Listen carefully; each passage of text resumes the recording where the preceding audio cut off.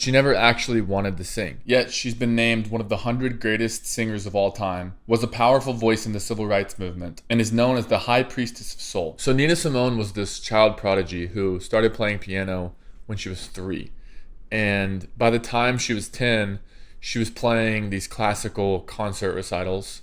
She was known as a star in her hometown, and she had dreamed of becoming the world's first prominent black female concert pianist. That dream was crushed when she was rejected from music school in 1951. But instead of giving up, she starts taking private lessons, but these private lessons are very expensive. So she gets a job performing at a nightclub in Atlantic City. And a few days in, the nightclub owner came up to her and said, if you want to keep this job, you're going to have to start singing while you play piano.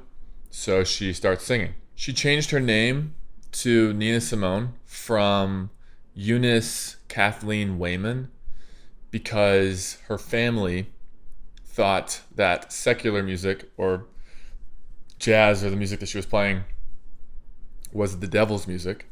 Her mom was a Methodist preacher, actually. And so she changed her name to Nina Simone. And Nina comes from a nickname she had been given by a boyfriend. And then Simone is taken from this French actress, Simone Signet. I don't know how to say it. And her career as a jazz vocalist begins. In just a few years, she signs a record deal and puts out her first album called Little Girl Blue. And that album has a song called I Loves You Porgy on it, which is from this opera. And that kind of shoots her into stardom. It's interesting because her piano skills are what initially set her apart. Miles Davis, this legendary trumpet player, jazz trumpet player, said that he was kind of amazed by how she was able to play and sing these intricate pieces and melodies at the same time. And then Bob Dylan said she was an overwhelming artist, piano player, and singer, dynamite to see perform. And so this kind of energy that she brought with this absurd talent and her kind of like very raw and authentic voice combined to make her this really interesting and really amazing artist. And then in the 60s, she gets really involved in the civil rights movement. She writes these songs called Mississippi Goddamn and For Women, which the first song is inspired by this bombing that happens in Montgomery, Alabama at a church and the assassination of civil rights leader Medgar Evers. And they become these anthems for the civil rights movement. There's this great article that was written when she was inducted into the Rock and Roll Hall of Fame. And it talks about how this guy, Andrew Young, who went on to become the mayor of Atlanta and a congressman and all these things, said that her music was in every home. He just was hearing it everywhere. And it became like an identity for people during the civil rights movement. She had experienced a lot of racial prejudice when she was young, especially growing up as a concert pianist and being thrown into the public eye so quickly as a child.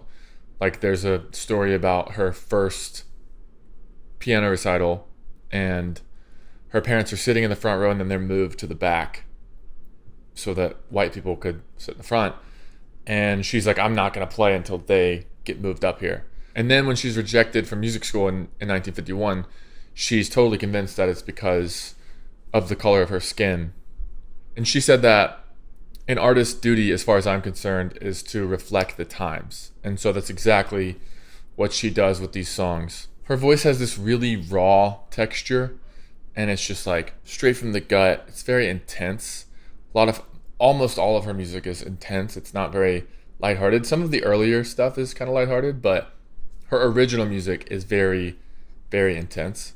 And the lyrics of her songs that she writes are unapologetic, brutally honest, and just a perfect sort of like finger on the pulse take on what is going on at the time that she's writing these songs. The famous Maya Angelou quote about Nina Simone is that she is an extremist, extremely realized. You've probably heard songs like I Put a Spell on You or Feeling Good.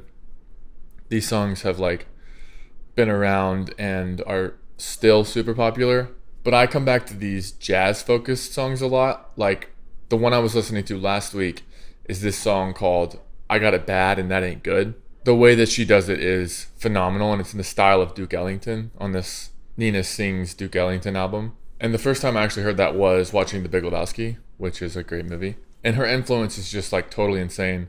The song Strange Fruit goes from Kanye West sampling it on Yeezus on the song Blood on the Leaves to Jeff Buckley covering it on the Live at Shanae album, which I talked about last week. And both of those songs are really good.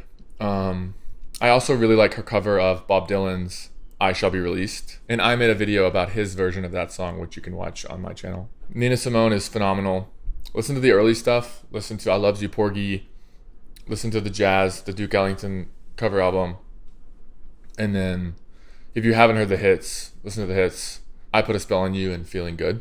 Speaking of powerful women, another thing I listened to last week is this album called Dog-Eared by Billie Martin, who is this English artist who gained a lot of attention when she was 12 years old after she posted a video of her singing on YouTube. And I was in Dallas last week and I had coffee with my buddy Kelvin. Kelvin Thomas is this super great singer-songwriter. I'll link his music below. And he was telling me about Billie because I was asking him who are his favorite vocalists, or who are the vocalists who have influenced him the most. And he brought up Billie Martin, and I listened, and I've been listening to it basically nonstop since then, which was like Thursday. And yeah, it kind of reminds me of Samia, who, if you don't know who Samia is, she's this kind of indie folk artist, and her music is really good. But Billie's voice, it's very soft, but it's very earnest, and her lyrics are super interesting.